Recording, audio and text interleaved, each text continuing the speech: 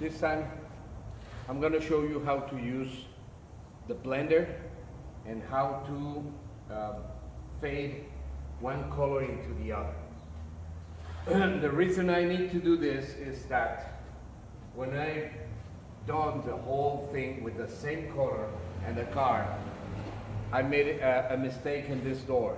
So I needed that the paint dealer gave me another batch of base color paint. The problem is that this is a little bit more orange than this. This is a little more gold. You're maybe not able to notice this in the in the video, but this is more golden and this is more orange. So the reason I'm gonna do what I'm gonna do is that I have more of this color.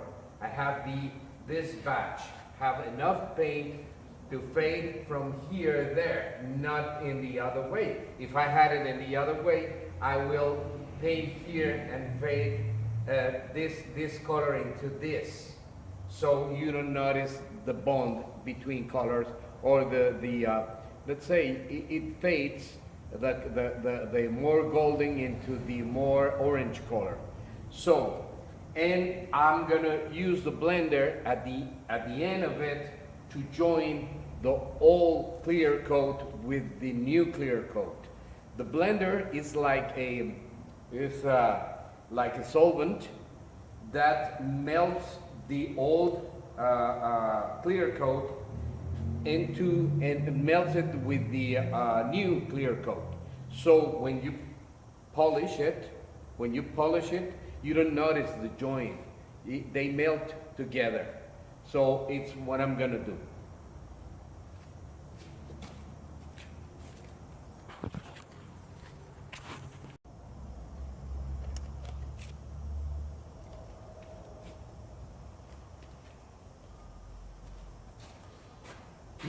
So this is what I'm gonna do. As I have more of this color, the orange, I'm gonna cover all these because I know that this batch is exactly the same color that the door.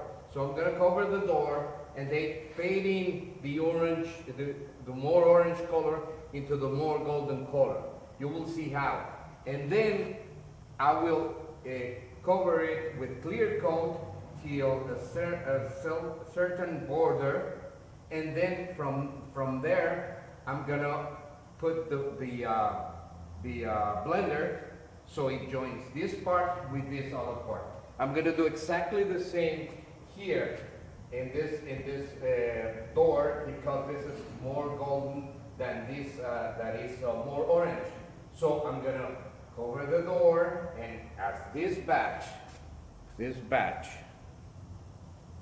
is exactly the same color than the door, I have no problem to know that if I fade from here and I make a fading of the paint, I will bond this color with this other, and then I will bond also this color with this other. I have also a mistake here. When I was polishing it, I peel off the paint, and I'm gonna correct that.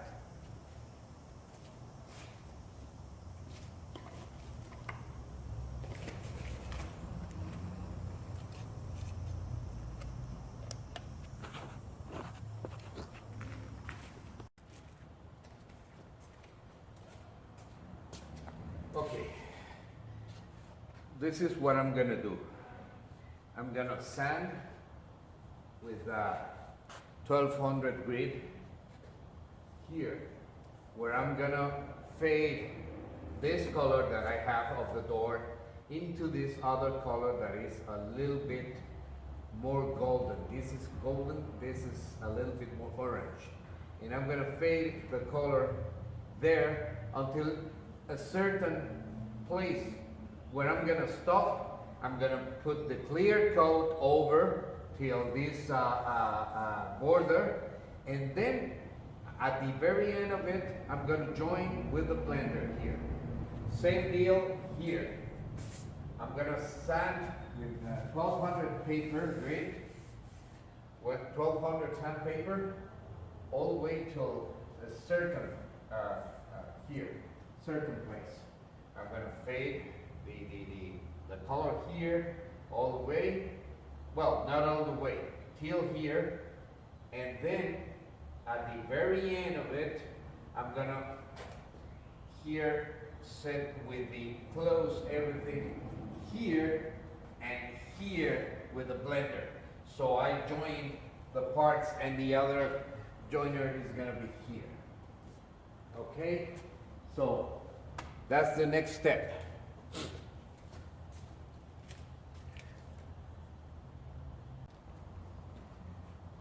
Okay, I have established here a sanding limit. I just want to sand this piece up to here. And I will establish another sanding limit here. And another one here.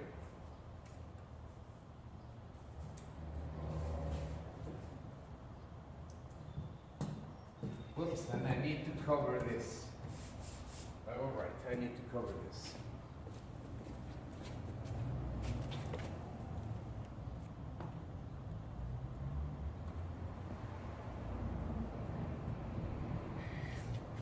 Yeah. I need to cover the black part.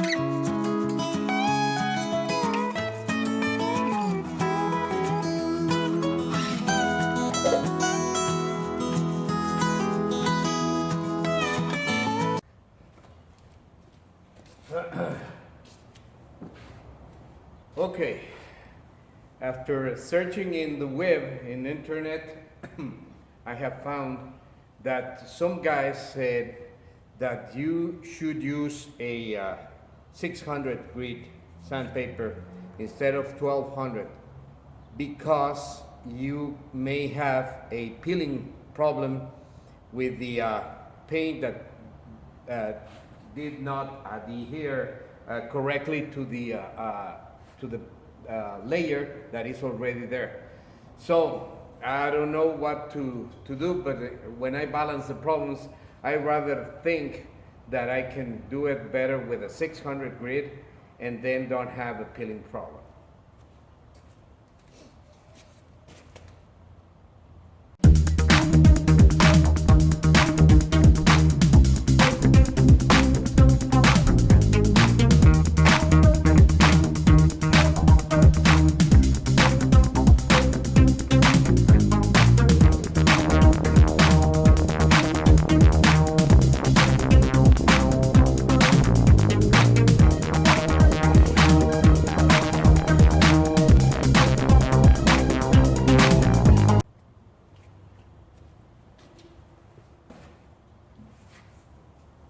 After sanding with 600 grit, now I remove the barrier for sanding, but I keep this marker to remind me where I sand, how far I sanded.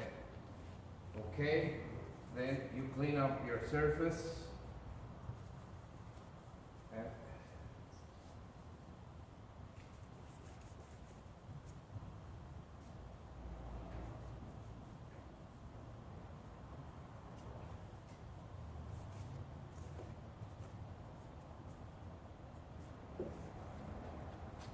And here also, your upper surface.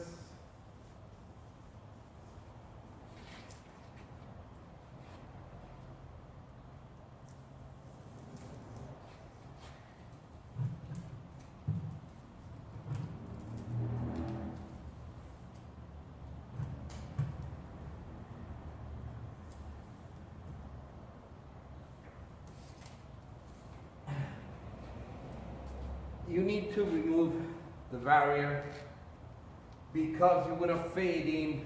If you keep your tape here, you will end making a border that you don't want.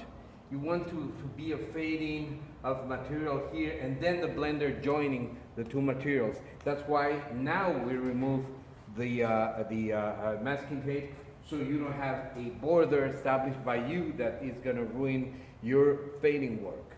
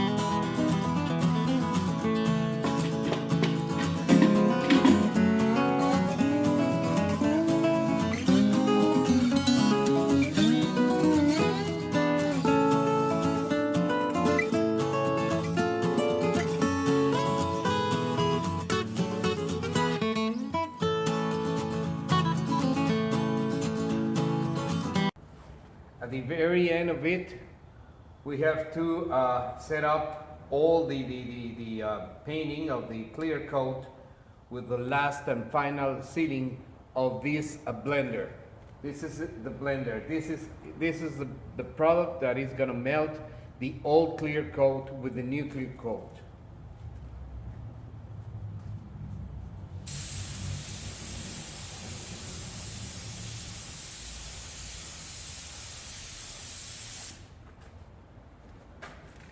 As you can see, I did it just in the part where it's the border from the old and the new clear coat.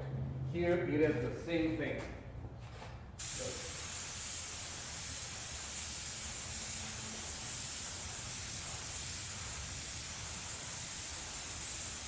And also in the frame.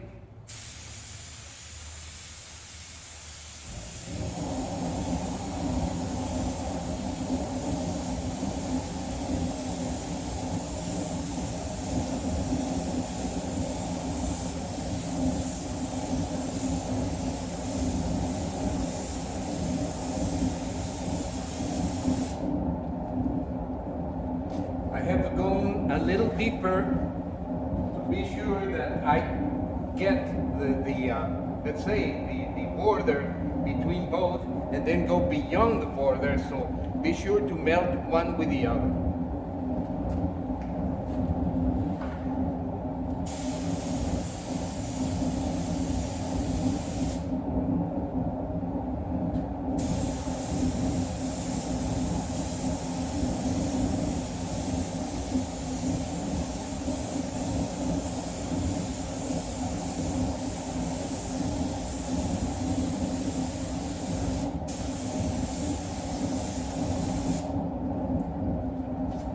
This product, this solvent, the blender, I mean, is very thin. You have to apply it carefully because it can, it can go down and make your process bad. So you have to be very careful to put it in the right amount because it's very thin. It can run down very easily in the process. So you have to check it. I use the lamp and I can see the brightness of the paint, in a certain angle.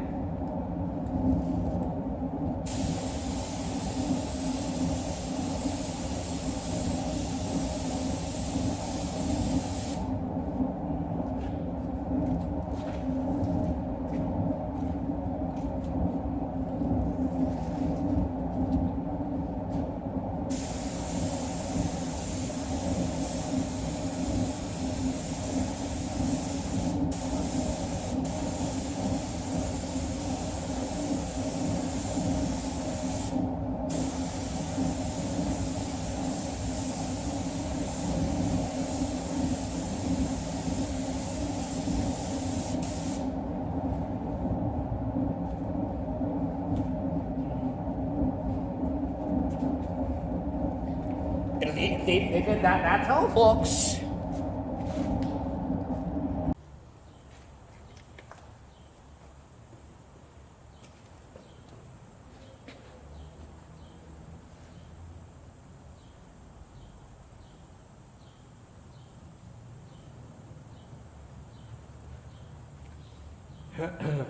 So, when you finally put the blender in, it helps you. It is amazing. It was very easy to see the border between the breeze of the new clear coat and the breeze or not the breeze, the existing old clear coat. Now that I put the blender in, it has faded also the clear material over one and the other. Here, yeah, it happens the same thing here. So it erases the border between the clear coats, the old one and the new one.